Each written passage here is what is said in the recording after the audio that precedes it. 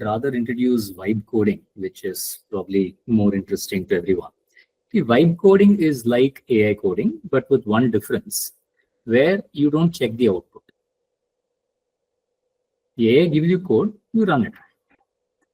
Now, hopefully that sounds a little dangerous because you have no idea what it's going to do, including potentially delete files on your system if you just happily run it. But that is what vibe coding is about. Why are people talking so much about vibe coding? Because we're finding that it tends to work better than people expected, and it lets us do a few things that we couldn't otherwise do before. And what are some examples? One is, if you're not going to check the code, then you don't even need to know how to code, which means that non-programmers can build applications. That's obviously very powerful. Programmers can build applications with their mind entirely focused on what needs to be done without worrying about the structure of the code and details like that.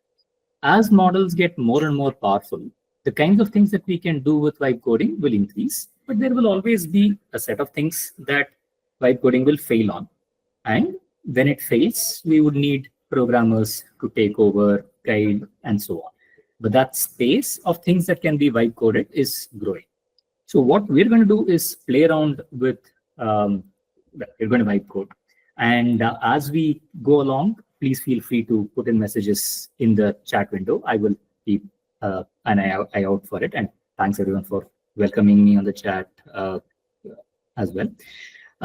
Let's dive in. So let's begin by, what I'll do is maybe share my screen and open up, let's open up Claude. Now, you can vibe code pretty much on any, let's see, how do I share a tab? Yeah, here we go, sharing, right. I believe in a few seconds, you should be able to see Claude. Yes, we can. It is visible? Okay, great. Now, let's use the model that I'm going to be using is Claude 3.1 Sonnet. I have a free account. I don't have a pro account with Claude at the moment. So this is something that all of you can do. And why am I using Claude 3.17 Sonnet? Because everybody's raving about this as a model, saying it's really good. So we'll do that. Now, what do I mean when I say everybody's raving about this model? How do we figure that out? Well, see, there are several checks that people run on models to see how good each is. One such place is the LM Arena leaderboard. And the LM Arena leaderboard is where people can ask the same prompt to two known or even unknown LLMs and see which one does better. There is within, so for instance, what the Arena shows at the moment is Gemini 2.5 Pro Preview seems to be leading. That is, more people prefer this to the other models, and it has a score of about 1448. O3 has a slightly lower score, ChatGPT 4o latest has a slightly lower score, and so on. But this is general. What if we go specifically into web development? Which of these are the leading models? Now here, Gemini 2.5 Pro, which was released very recently, 4 days ago, seems to be ahead, followed by Claude 3.7 Sonnet, followed by an older version of Gemini Pro, etc. So what we could do is use one of these models to do our vibe coding. We have a question from Archana. What is the size of application and complexity that we would suggest with vibe coding? This is one of those things that keeps changing. Two things are happening. Models are getting better. So if today we can write an application of this size, then tomorrow we'll be able to write an application slightly larger, slightly larger. Second, it's a jagged edge. What we think is easy might be hard. What we think is hard might be easy. And 95% of the application might be easy. One tiny little bit may end up being hard. In fact, let me create one such application and show you what that would mean. Let me switch over to Claude. And what we'll do, maybe we'll build two applications. I want to build an application that, let's see, allows me to upload a PDF and shows it on the screen. Plus, We run this. Now, the nice part about many of these LLM services, OpenAI, Gemini, Claude, is they have a notion called artifact. By the way, it's saying internal server error. I have no idea why that happened, but if this doesn't work, we'll switch over to OpenAI or Gemini. And okay, that's continuing. They have this notion of artifacts. Artifacts are where the chat is on the left, the code is on the right, but not just the code, the output also is going to be available on the right side. It's writing an application, but in the spirit of vibe coding, I'm not even going to look at the code. I'm just going to let it do what it wants. Let's see. I have uploaded okay, take a small PDF file. I could take a large PDF file, it's not a big deal, but just so, okay. And it's saying this content is blocked. All right, let's try again. Let's try some other file, loading PDF. And this is a much larger PDF, by the way, but I don't know if the content is blocked for whatever reason. Oh, I'm out of free messages. Oh, that may well be why. Fine, no problem. I've been playing around with it for some time. So what we do is ask Gemini to do exactly the same thing. What is the harm? Apparently, all of these are supposed to be, and Gemini is supposed to be even better. So I'm going to take the exact same prompt and copy it. Now, one of the things that you will notice that I'm doing here is giving up very quickly. One of the first principles of vibe coding is if something doesn't work, move on. The point is not to do something specific. The point is to get anything done. Now let's see. It's going to do all of this, blah, blah, blah. It seems to build this and client side, blah, blah, blah. What I'm going to say is, wait, I thought it had something called artifacts or canvas or something. Can you put, oh, here, okay, I should have probably clicked on canvas and rendered it. Let me do that. Okay, this is still talking. So I'm going to open a new tab and put in the same prompt into that. Yeah, I have the new tab open. But before I press enter, I'm going to click on canvas. And I'm going to say build a single page. Otherwise, it will start creating multiple pages and it may run into trouble. Let's see. And notice that this is a process of discovery. Things work, things break. We keep flowing with it. Doesn't matter. The whole point is we don't care. It's doing the work. We are the boss telling it what to do. And it's a stupid intern that doesn't really understand a lot of stuff, but we can be clear on what we want. So fine, like you saw in artifacts earlier, it's writing the code. Okay, we'll let it write the code, but we won't even bother looking at the code. But however, there's one thing that I found useful when looking at the code. I learn about new libraries. So PDF.js, I discovered for the first time when I had asked Claude that I want to view PDFs. Not just that, it'll also tell you how to use the library in specific ways. Anyway, let's upload a PDF. And yeah, here is the PDF. I have a PDF viewer that is embedded in the browser. Now, let's see. Let's push the bounds. What is the size of application or complexity that can deal with? Let's go bigger. Now, Gemini is supposed to be an even better model. So, I'm not supposed to. Oh, okay. Continue. I've reached my limit on Gemini 2.5 Pro as well. So that's okay. I'm happy to switch to a weaker model. And it won't let me switch models. Fine. We'll build a different application. This time, though, what we'll do is build an application not using Gemini. Okay, one of the limitations that these models have is that they won't let you access the internet through code. Why is that? Because then you may start scraping some site, you may start sending data to some spam content, sending post requests. So they block all the internet, not all, majority of internet access. So what we did in Strive, which is the company I work at, is we built a tool that does not have those restrictions. Brilliant. Today is my day for everything going down during the demo. But okay. So we built something called LLM Foundry, which I will be able to get up as a local copy. 1 second. That's because I have the code running on my machine. 1 second. Source.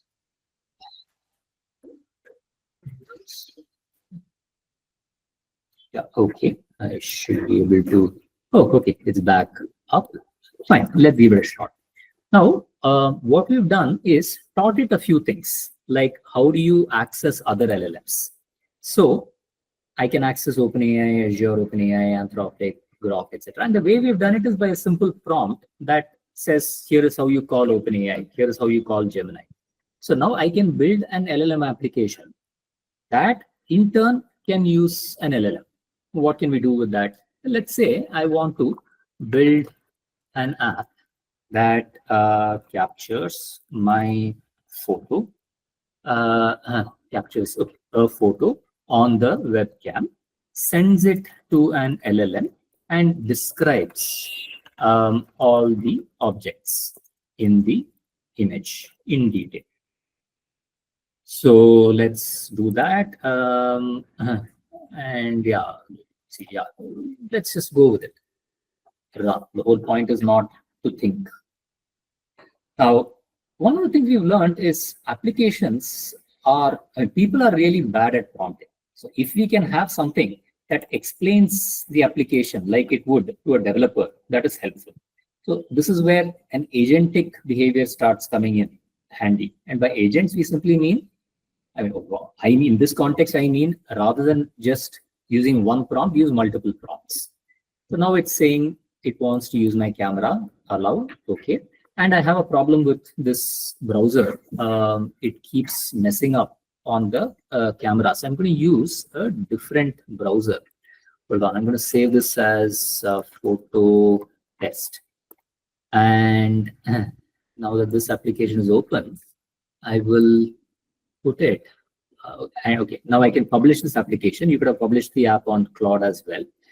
Let me open this in a different browser. I'll open this in Opera and share my entire screen. That way you should be able to see it. But first I have to stop sharing my camera on Chrome, because otherwise it would complain that there are two applications trying to access the camera. So first I'm going to reshare my screen, and hopefully you'll be able to see this.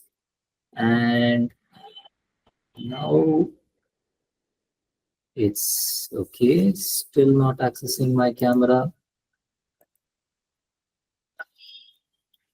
Reload.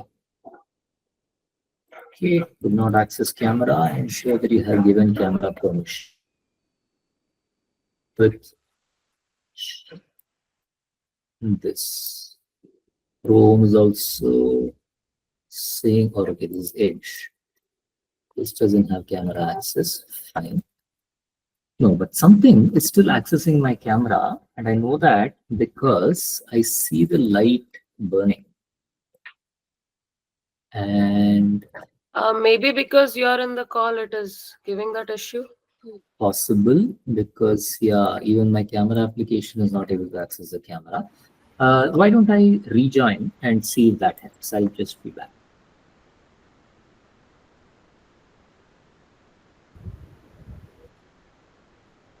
I have rejoined, but the camera light never went off. Let me try once again.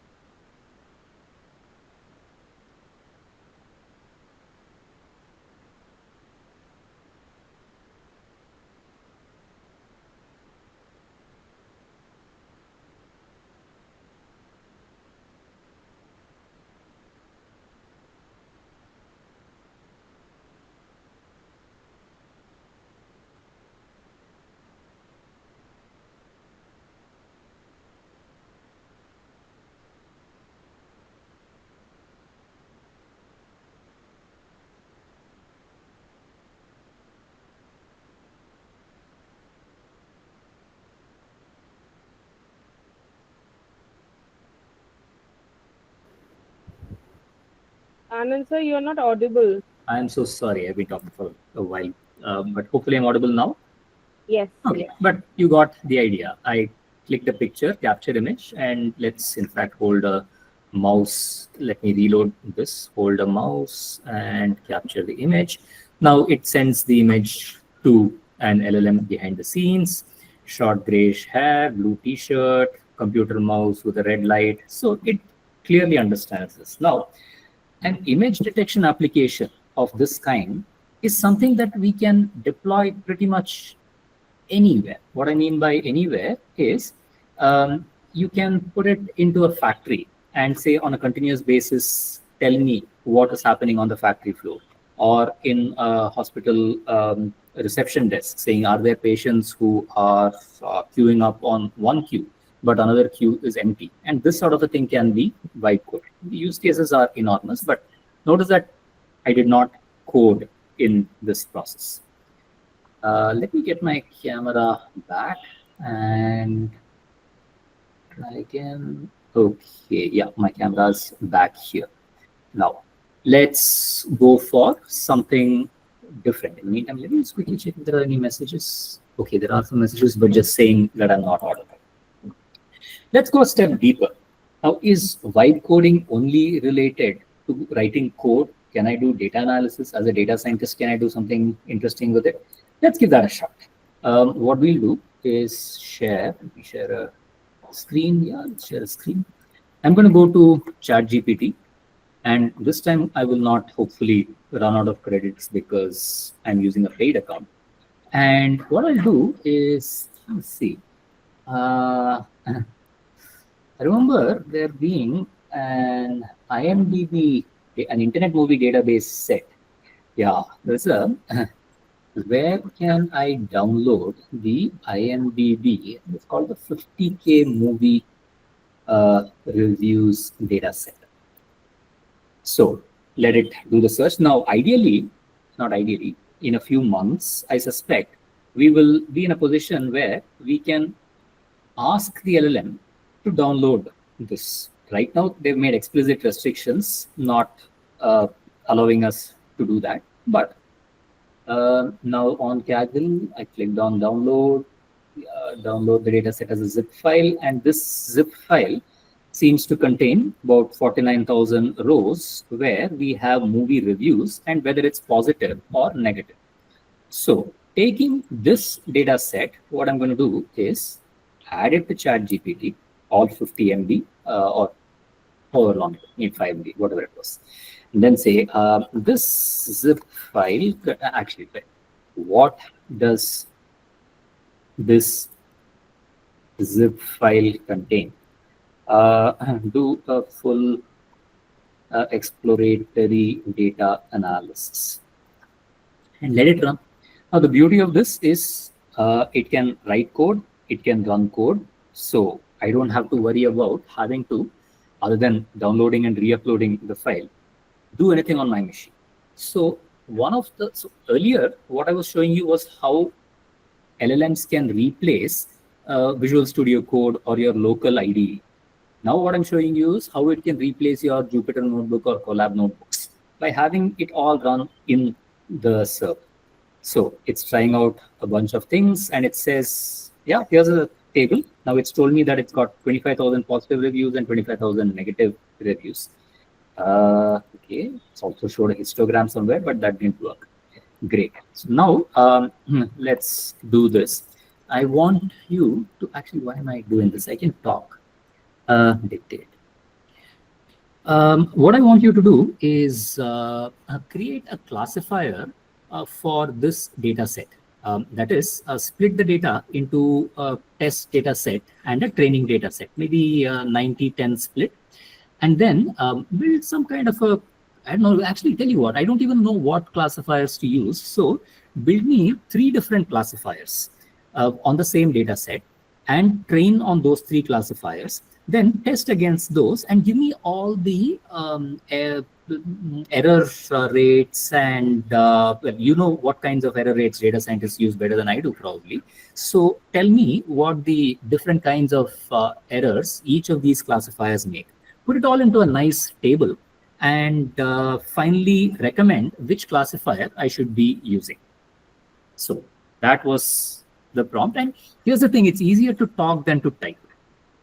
These things are very good at detecting voice. Hopefully it wouldn't have made too many mistakes. So, but in the spirit of vibe coding, I'm not even going to check whether it got what I what I said typed correctly. Let it run. Now, by the way, I'm using O4 Mini High, which is a reasonably good model. Apparently, it's great at code and visual reasoning. ChatGPT does give me some hints on what model to use when. So I follow its recommendations, and when coding, I'm using O4 Mini High. So it's writing code. We are going to be vibe coding, so we're not even going to check the results. But it's useful to know, okay, scikit-learn is a useful library to have. There's something called ACE tools, which lets us display the data frame to the user. Apparently, there's an accuracy score, a precision score, a recall score, F1 score, and a confusion matrix, which are different ways of representing errors. The models it seems to have chosen is from naive Bayes, from linear model. It's chosen logistic regression. From an ensemble model set, it's chosen random forest classifier. So it seems to think that these would be apt models to use. So then it has an error, unable to allocate 352 KB for this data set. So it's doing something else, fine. The beauty of many of these is if they find an error, and specifically reasoning models, if they find an error, they try again. So is it, how do I know if it's still okay? The icon here is still indicating that it's trying. Now this is obviously a large data set, so running this will take time. And there again is the power. I don't need a GPU machine. It will just go ahead and run on its system. I don't even need a machine. I could run this on a Chromebook and work. No, Archana, I can take the questions now. Because this is anyway working, I'm not doing any work. You have a moderate sized existing application. Do I suggest refactoring or developing further with vibe coding approach? These are not mutually exclusive. That's kind of like saying, should I use functions or should I use classes?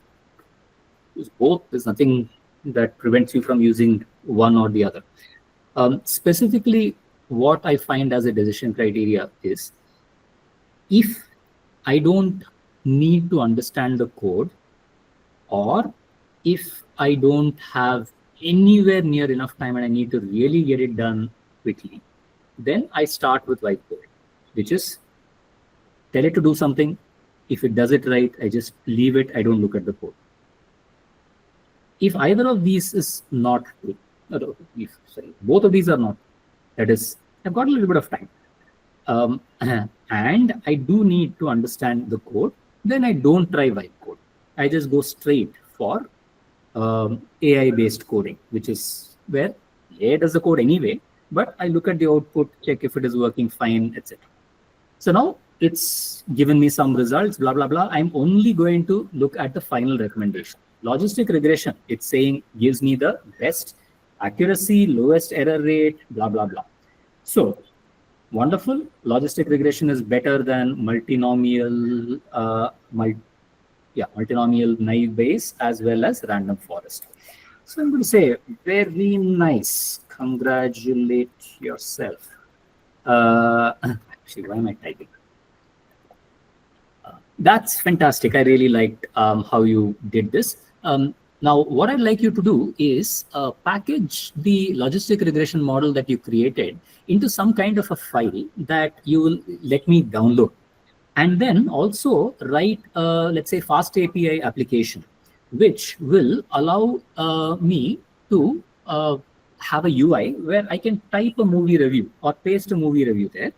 And it should send the request back to the server, use that logistic regression model that you let me download, and determine whether that's a positive review or a negative review. Could you do that, please? So that is doing its transcription behind the scenes. Let's go ahead and have it build the application. The premise here is zero review of the output. Now, at this point, you're saying, wait, Anand, hold on.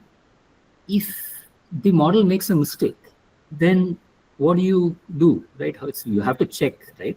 Yeah, I have to check, but I don't have to check the code. I can check the output. Now, what are ways I can do that? What I can do is ask another LLM to do the same calculation and cross-check. See, if two people are doing the work in my team, I'm not going to sit and do everything that they are doing. What I will do is ask hopefully smart questions or have someone else do similar work and compare. The cost of doing this is what? 3-4 minutes? Not even that. Question from Kavita. Currently, is vibe coding used more to create a prototype or for the creation of the end product itself? Again, I will liken vibe coding not as much as a methodology or a framework, as much as a coder technique. What are coder techniques? Coders read documentation. Coders use IDEs. So you could say currently, is reading documentation used to create a prototype or for creation of the end product itself? Whatever the person wants. Are IDEs used to create prototypes or the end product? Whatever the user wants. So vibe coding is a technique. You use it for whatever. Now, the question behind that is, in reality today, how many of these vibe coded applications go into prototypes and how many of these are going into end products? We have no clue. And the reason is it's not published anywhere. That's part of the problem. Part of the problem is people immediately get ambitious. People start saying, if I can vibe code and get to X in 5 minutes, maybe I can get to 10X by actually putting in my manual effort. So even if vibe coding could create a production application, what people will do is start doing things by themselves, switch it to AI-based coding, and then take it to production or a proof of concept. So in short, I suspect that the number that is vibe coded that actually outsiders get to see is very small, but that is not necessarily because of vibe coding being limited. That is because of human ambition. Archana's comment is, I find vibe coding debugging like technical analysis approach rather than fundamental analysis. Am I right or am I right? That's so clear that you're right, then I should ask an LLM to check if you're right or not. But technical analysis is where we use a set of metrics. Fundamental analysis is where we go into the details of the performance behind the scenes. And in that sense, yes, I think that's a pretty good analogy. I would agree to that. It may not be perfect, but it's good enough an analogy. So now it's given me a whole bunch of things. It's saying download the trained model. Good. By the way, you notice that it errored out a bit. I don't really care about the errors. It's given me a model. It's given me an app.py and it's given me a readme.md. Now it's saying I can do the pip install blah, blah, blah. So I'm going to, in this case, I'm going to apply my intelligence and not follow it. I'm not going to vibe code 100% right now. Why is that? Because it's asking me to run instructions on my machine. Boss, you run on your machine, I don't have a problem. You run on my machine, I will decide what I run. So let me go first sandbox this. I'll call it vibe, and inside the vibe directory, I will move what was the pickle file that I downloaded earlier? Some pickle, star.pickle, move it here, move the readme.md, and move what is the other file called app.py, and create a new virtual environment. And then, so now at least whatever pip install it asks me to do will happen only within this directory. Fine. Rest of it I will follow. And it's saying externally managed environment. Oh, sorry, UV pip install. Right. So that is going to, okay, that has already deployed the applications. Ensure that this and this are in the same directory. Fine. And start the server. Okay. So UVCon reload, and it's saying it's running at port 8000. And I opened it, but it's saying you can install. Okay, fine. Now this is me no longer vibe coding. This is me just AI coding. And this is one of the reasons people switch over. See, I'm in a flow while vibe coding. Fine. Now I'm changing environments. I'm no longer in that flow. If I'd asked it to run, I would have just followed the instructions. But here, I know what I'm doing. So now I'm applying my intelligence. And it will probably fail. But let's put in the application here, and we'll say this is a terrible, actually, review of what's the latest movie release. Which state are most people in right now?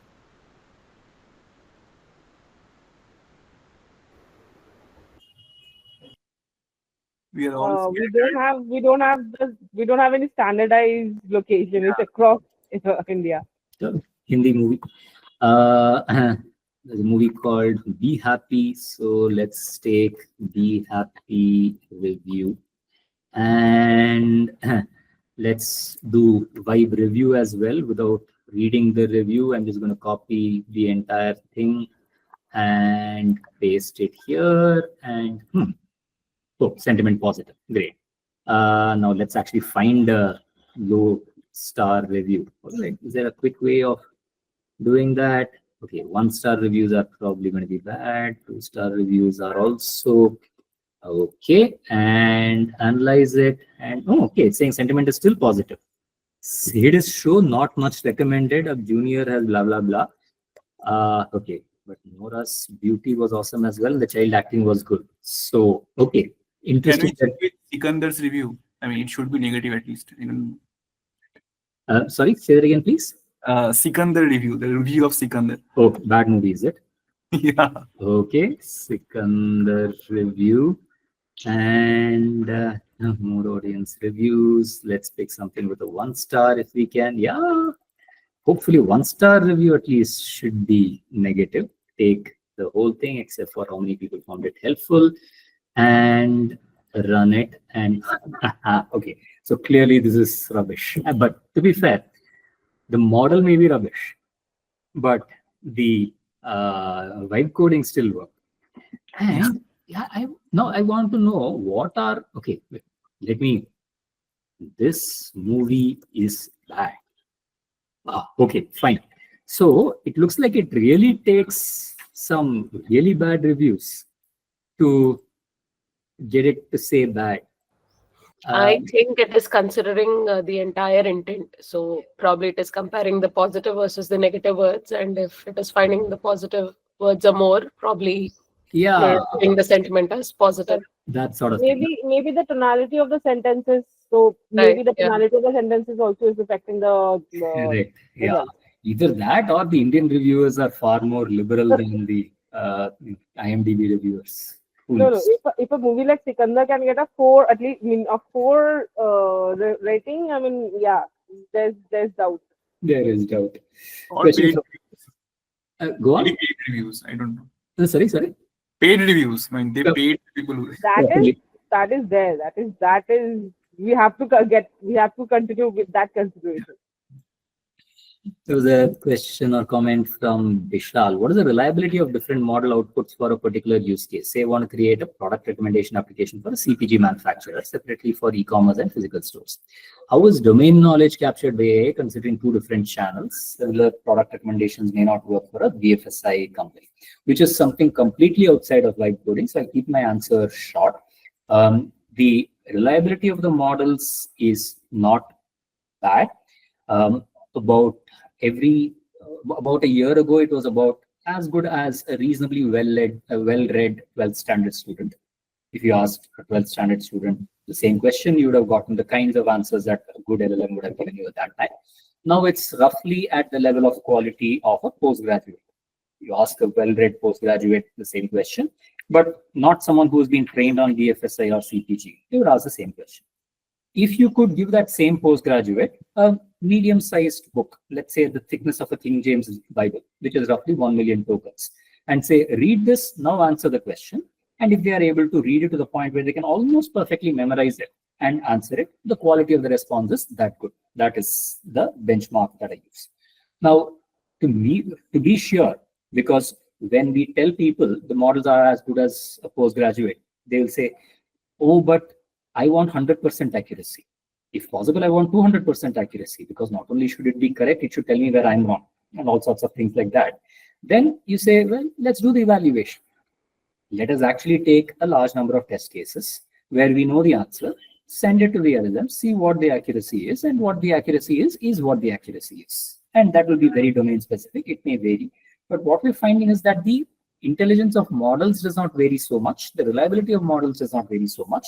The variation is much higher in the input prompts and the context that we give it. But with that, let me broadly summarize the themes that we had explored. To recap, vibe coding is where you don't check the output, at least of the code. Vibe coding is something that is becoming easier to do because the models are getting smarter and able to handle more input. Vibe coding is one item in your toolkit. There are a bunch of other things, just add it to your toolset. Remember that the computation, the coding, need not happen on your machine. It can happen on an external server, what Satadru showed on using cursor locally. A great approach, and you can vibe code there, but that's not the only place where you can vibe code. You can vibe code on an external server and deploy it there as well, potentially. Vibe coding does not only include coding to build applications. It can include data analysis, exploratory data analysis, model development, model training, etc. So pretty much anything where you ask it to write code and generate code works and execute code is under the umbrella of vibe coding, and therefore data science also falls under the umbrella of vibe coding. These are the things that I've learned over the past couple of months. Therefore, my knowledge is barely ahead of yours. B, I'm only looking at a small slice. Thousands of other people are looking at thousands of other things. C, the models are improving so fast that anything that I've learned today or that I'm teaching you today will be outdated in 2-3 months. So experiment, that's pretty much the best way of learning. Read stuff, but anything that you read will be at least a few weeks out of date. So experimenting is far superior to reading these days. With that, hope you found that useful. I'm very happy to take questions, but thank you very much for listening.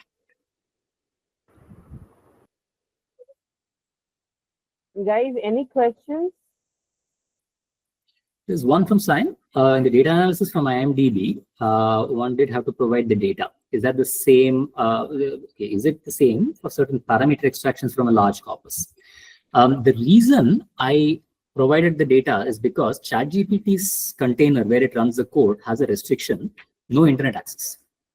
So it could not have downloaded the code. And this no internet access is a firewall blocking it, because otherwise my next command would be write a program that sends millions of requests to the White House and take down the White House website.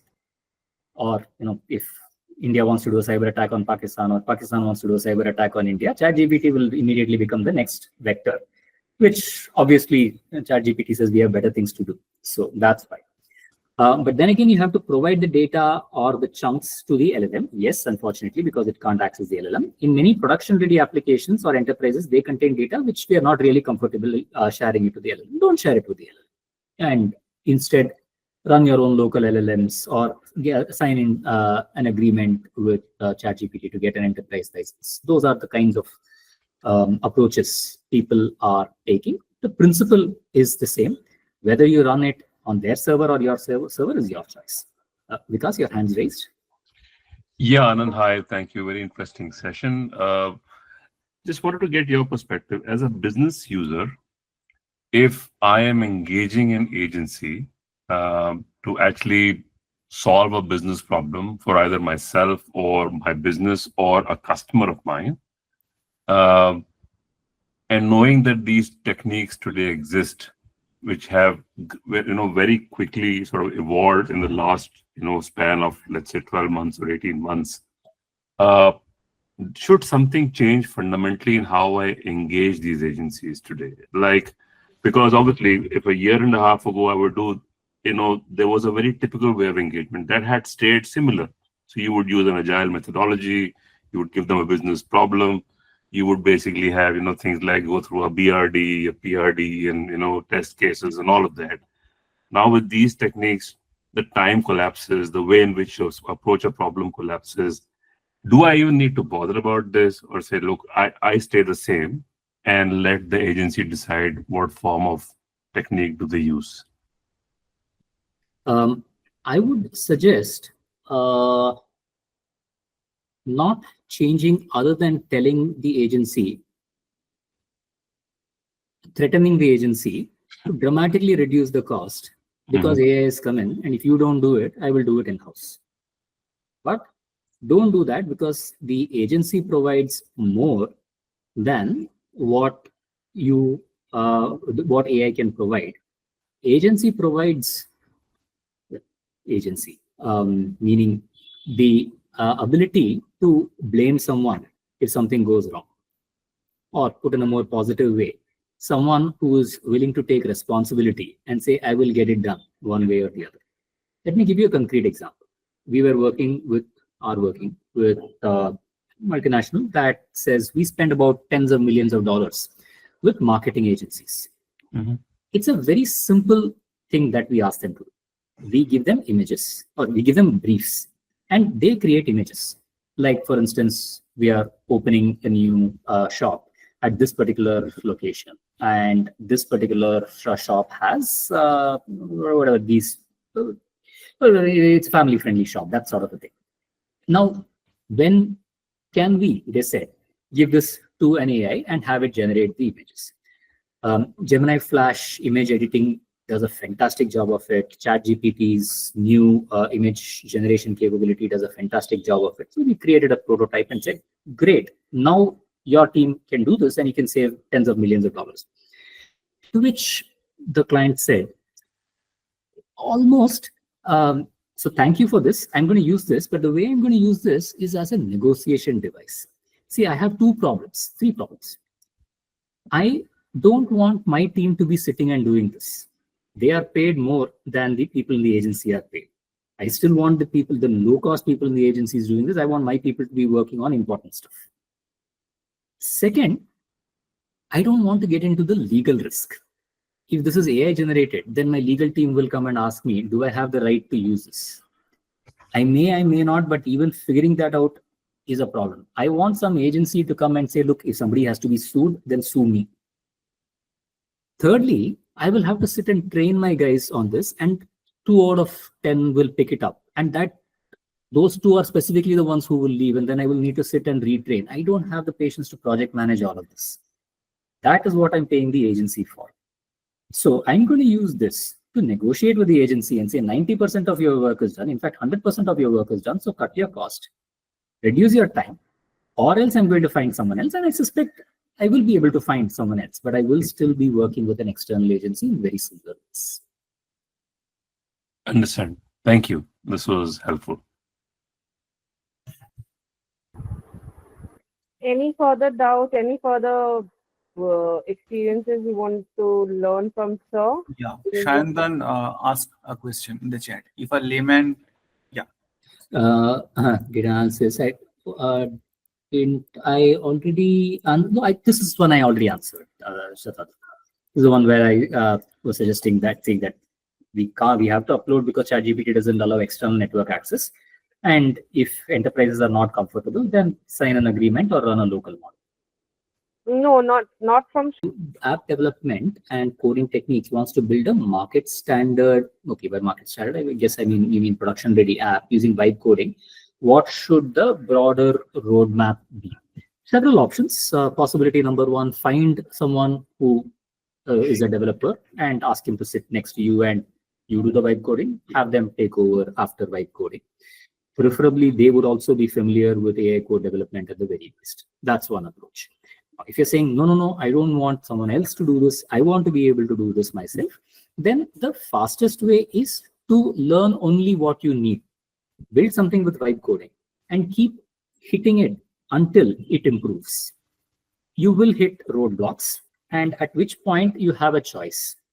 Option A, try and solve that particular problem using alternate approaches. But the fastest way of solving a problem when you get stuck these days is just wait.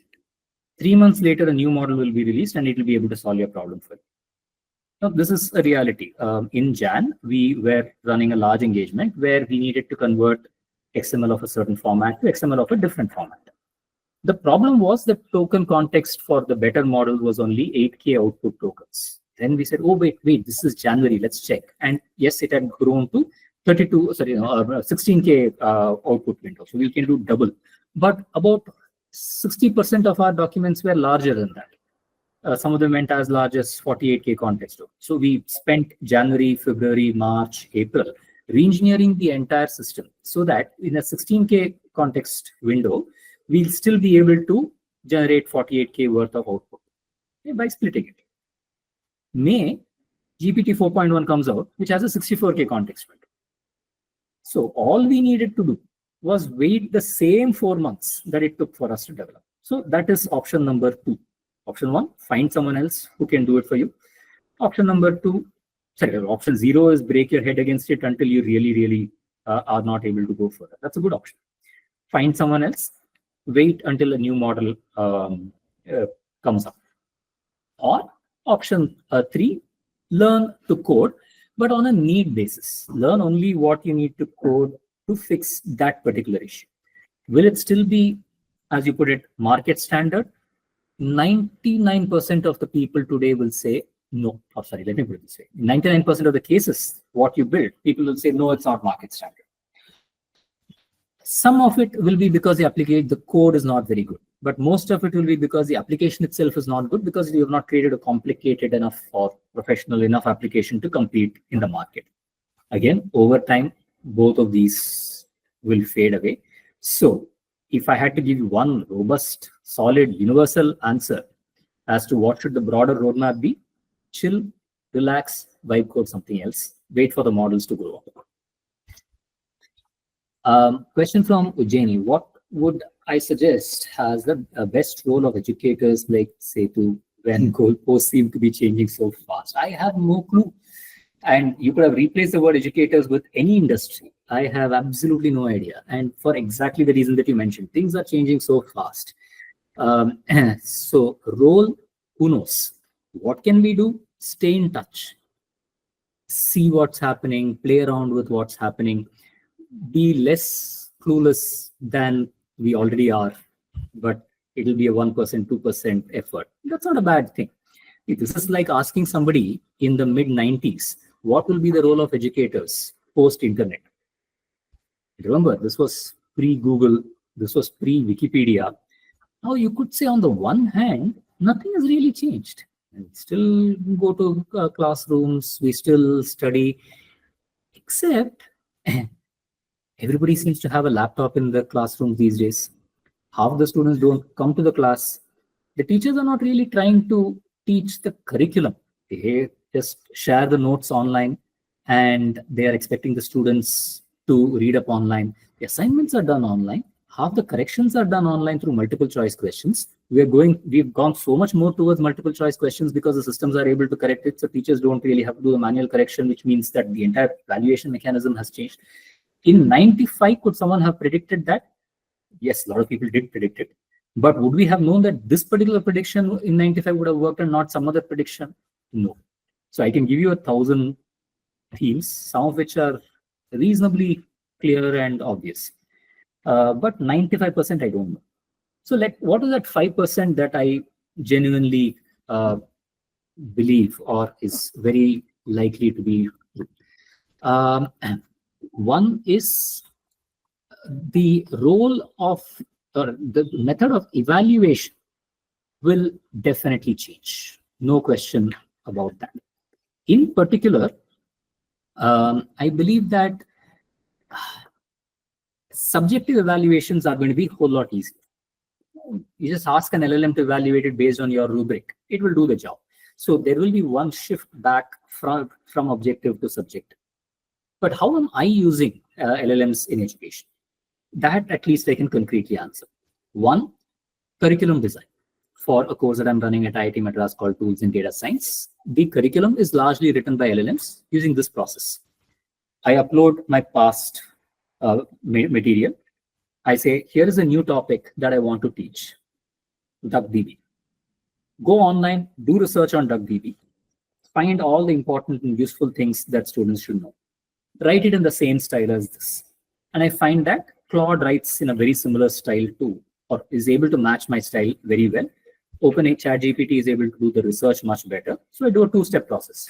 Research here, paste the research, and get Claude to write it. So curriculum design is one in which the educators can change their approach, which means that the curriculum can change much, much faster. If a new tool gets released, or I want to get rid of some old stuff, now it's not a bother. I just quickly change the curriculum. So earlier TDS used to change the course used to change every year. Now it changes every term. Actually changes midterm also. Second, I'm able to give personalized feedback. How? Because the students submit code. I have an LLM review the code against predefined criteria. And for each student, it gives a specific answer. Saying in your particular case, the code was quite long, but it was very well structured. You may want to introduce fewer comments, and the comments should be explaining why, not what, that sort of thing. Third, this is not really related to how the role of educators may change, or maybe it is, but I'm able to detect plagiarism much more easily, not necessarily more robustly, but much more easily. And I'm encouraging plagiarism. I'm telling people, look, copy as much as you can. The point is not that you independently, when you get into the workforce, come up with the greatest discovery. The point is you collaborate and come up with something great. As a result, I'm giving people assignments that are tougher and tougher and tougher, things that there's no way I would have been able to do. You collaborate and get the job done, but I'm able to detect it, and that helps. I use it to transcribe lectures. So after each lecture, the notes are available for the students who have not joined that session, which means that the educator will probably have to talk to a camera even more than they used to. The students can catch up on the transcript. They can start querying the transcript. The transcript will act as a virtual teaching assistant. That's not a bad thing, which leads us therefore to virtual instructors. Take all of your transcripts, take all of your Q&As, take all of your course material, take all of the exam content, and create a virtual assistant out of it, which means that the actual virtual assistants, will find that the demand is dipping because virtual assistants can take that job, but teaching assistants, and they will have to step up. And we may find that teaching assistants now themselves can start running courses. So we will run sub courses within main courses. The instructor is supposed to do something really amazing and powerful, and the teaching assistants will do what is actually being done by the faculty these days. Across subjects, I believe that educators will start teaching prompt engineering, which is basically how do you get the most out of LLMs in whatever subject they teach. I suspect that more projects will include LLMs. These days, what project doesn't? In the early days of the internet, several projects would tell you, use Wikipedia for this, use Google for this. Like that, today we will tell them. Going forward, it will become an obvious thing. These are some of the things that I'm doing, but like I said, this is the 5%. Who knows what will come? Yeah, sir. I have one question. Like, if you consider the tools in data science course, there is so much topic included, so much concepts was included, and the assignment was really tough to complete within time. That is one part. In the industry, we observed also, few days back, if I am busy learning transformer, then agentic AI came. So scenario is changing, the pace it is moving. What I found that it's really, really important to learn that how to learn. Now, I really want to hear from you, is there any best practices or mindset we should follow? Because often we are loaded with so much concepts and unlearn something and then relearn from the clean slate perspective is often it gets difficult. So on that part, if you have something to share with us. There is a book called Learn Like a Pro and a Coursera course of the same topic taught by Barbara Tversky. And I would very strongly recommend it. It literally teaches you learning how to learn. The book is also very short. Let me share what I have learned from this as concisely as I can.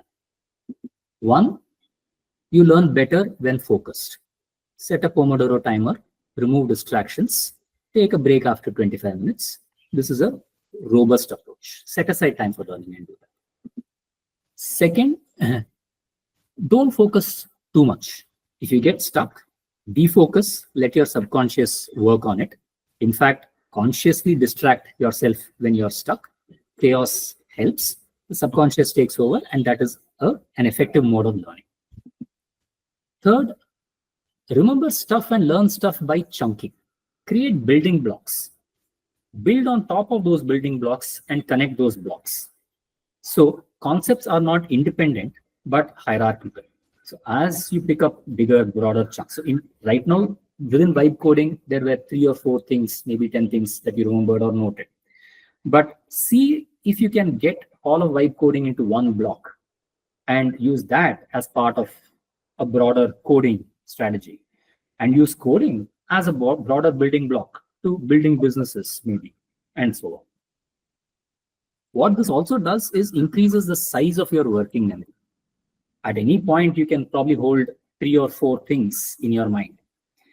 If those things that you hold are bigger chunks, that works. Practice active recall.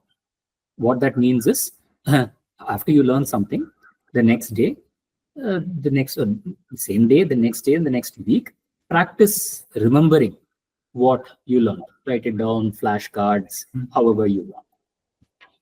Create a good environment for learning. People around you, habits that you take up, promises that you make to others that will force you or encourage you to keep learning and also motivate you will help. Lastly, just be able to read faster. Reading fast is a powerful technique in any case and well worth doing. Thank you. If somebody else has a question, they can ask. Since I didn't see a hand raised, I'll just ask one question. Please do.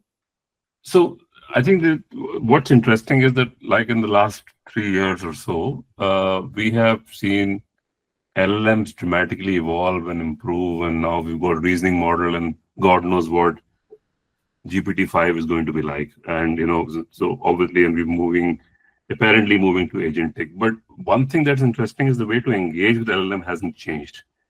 The way ChatGPT screen was 3 years ago and Gemini was. So what's basically becoming very apparent is that the way you engage with intelligence through that chat interface hasn't really changed. So unlike when computing evolved, we would go from using very monolithic apps to browser-based apps to mobile apps to whatever there is. So do you see this aspect of engaging with this intelligence that is going to be increasingly becoming more and more sophisticated around us change as well, or just the intelligence will evolve like the way it has happened over the last 2-3 years? My guess is there will perhaps be a consolidation of user interfaces in the near future. Arguably, this happened with Google as well. Google's interface hasn't changed in well over 2 decades, at least not much. Yeah. And many applications started mimicking that interface, and even applications that had very little to do with search as a concept. And there was that phase of UI consolidation where things were starting to move in that direction. And then came an explosion. Dashboards, data visualizations, that was one theme. Faceted filtering, which Amazon brought in, that was another. Small little ways of presenting products, which again Amazon brought in.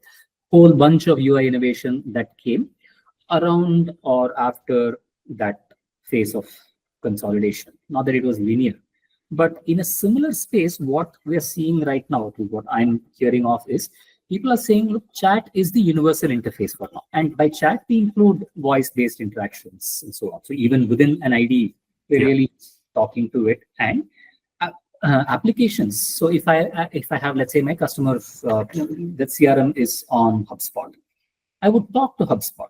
I don't need HubSpot's interface. I just ask a question, it comes up with an answer.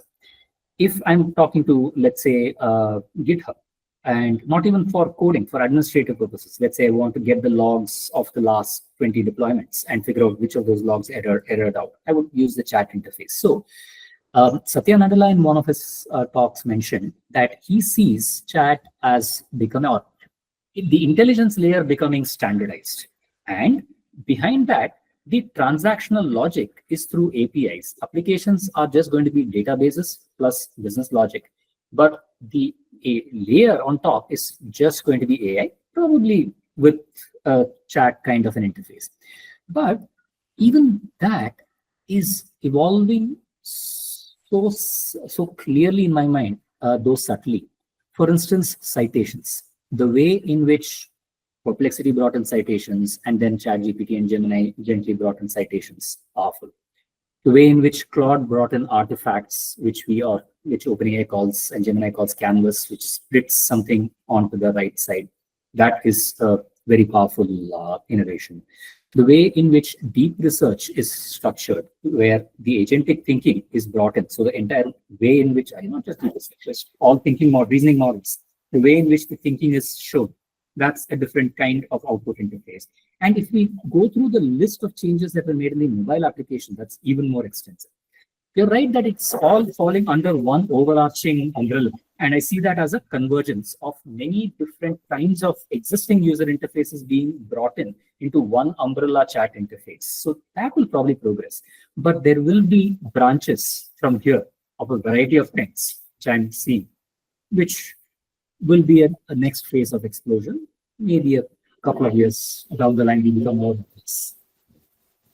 Very interesting. Thank you so much.